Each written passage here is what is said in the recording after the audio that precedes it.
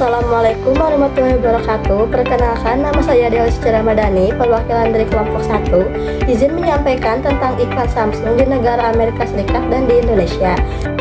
Sini adalah latar belakangnya, yaitu Samsung merupakan salah satu perusahaan teknologi global yang memasarkan produknya di berbagai negara dengan karakteristik budaya, ekonomi, sosial yang berbeda.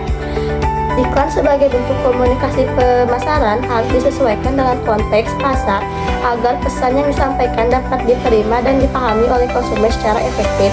Oleh sebab itu, iklan Samsung tidak bersifat seragam di berbagai negara, melainkan mengalami adaptasi sesuai target audiens yang berbeda di berbagai negara. Di pasar Amerika Serikat, konsumen cenderung lebih terbiasa dengan teknologi, memiliki daya beli yang tinggi, serta memandang smartphone sebagai sebagian dari identitas dan gaya hidup.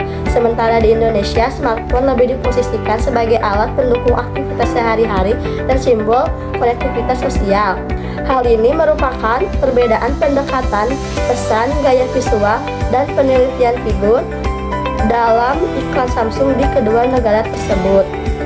Lalu di sini ada rumusan masalah. Yang pertama ada bagaimana karakteristik iklan Samsung di negara Amerika Serikat. Yang kedua, bagaimana karakteristik iklan Samsung di negara Indonesia. Dan yang terakhir ada apa faktor yang menyebabkan perbedaan strategi periklanan tersebut. Lalu di sini ada tujuannya. Yang pertama ada mendeskripsikan strategi iklan Samsung di negara Amerika Serikat. Yang kedua, mendeskripsikan strategi iklan Samsung di negara Indonesia. Dan yang terakhir ada menganalisis penyebab perbedaan pendekatan iklan pada kedua negara tersebut. Lalu di sini ada pembahasannya, yaitu di Amerika Serikat, iklan Samsung menganut gaya fast message, sebuah pendekatan yang diciptakan sebagai singkat, padat, dan langsung kepada inti pesan tersebut. Sejalan dengan budaya yang sangat menghargai efisiensi dan efektivitas, pendekatan komunikasi ini bersifat low context, di mana pesan disampaikan secara eksplisit.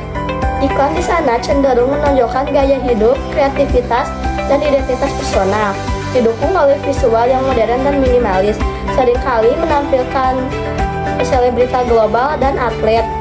Fitur yang diangkat berfokus pada kamera sebagai alat ekspresi seni dan integrasi ekosistem untuk mendukung gaya hidup modern, melayani konsumen yang bersifat individualisme dengan literasi teknologi serta daya beli yang tinggi. Sebaliknya, iklan Samsung di Indonesia menggunakan pendekatan slow message yang ditandai dengan penyampaian yang emosional, beralur, dan mengandung makna yang kuat. Gaya ini dianggap lebih sesuai dengan masyarakat Indonesia yang beragam dan berorientasi pada kebersamaan serta nilai sosial atau high context. Iklan Indonesia cenderung menampilkan cerita naratif yang hangat dan kedekatan, menggunakan fitur artis lokal dan keluarga yang muda. Fokus fitur dalam iklan bergeser ke aspek yang lebih praktis seperti kemudahan penggunaan, daya tahan baterai, kamera untuk mengabadikan momen keluarga, serta informasi terkait harga dan promo, menyesuaikan dengan daya beli dan tingkat literasi teknologi yang masih bervariasi di masyarakat Indonesia.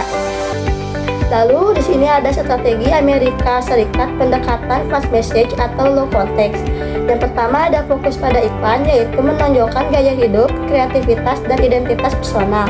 Yang kedua ada visual dan figur, yaitu tampilan modern dan minimalis, menggunakan figur selebriti, global, musisi, atau atlet yang mempresentasikan karya premium.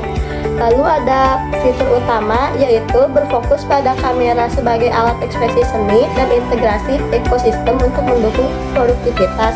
Lalu yang terakhir ada dasar budaya, yaitu berakar pada budaya low context dan konsumen individualisme dengan literasi teknologi serta daya beli yang tinggi. Lalu di sini juga ada strategi Indonesia pendekatan slow message atau high context. Yang pertama ada fokus iklan, yaitu menampilkan cerita naratif yang hangat serta menekan pendekatan dan nilai kebersamaan dan dalam kehidupan sehari-hari. Lalu selanjutnya ada visual dan figur, yaitu menggunakan figur artis atau influencer lokal, keluarga muda, atau pelajar yang mudah dijangkau oleh masyarakat.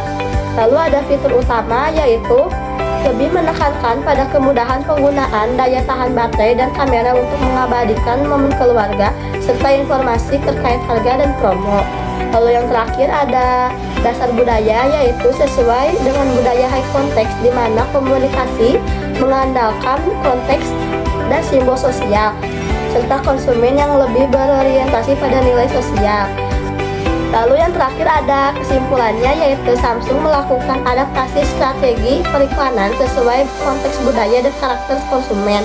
Di Amerika Serikat, iklan menonjolkan citra premium, gaya hidup, dan identitas personal. Sedangkan di Indonesia, iklan lebih fokus pada fungsi praktis, emosional, dan kedekatan dengan aktivitas sehari-hari. Adaptasi ini penting agar pesan pemasaran relevan, mudah dipahami, dan efektif mempengaruhi konsumen. Sekian dari saya, mohon maaf bila ada kesalahan kata. Wassalamualaikum warahmatullahi wabarakatuh.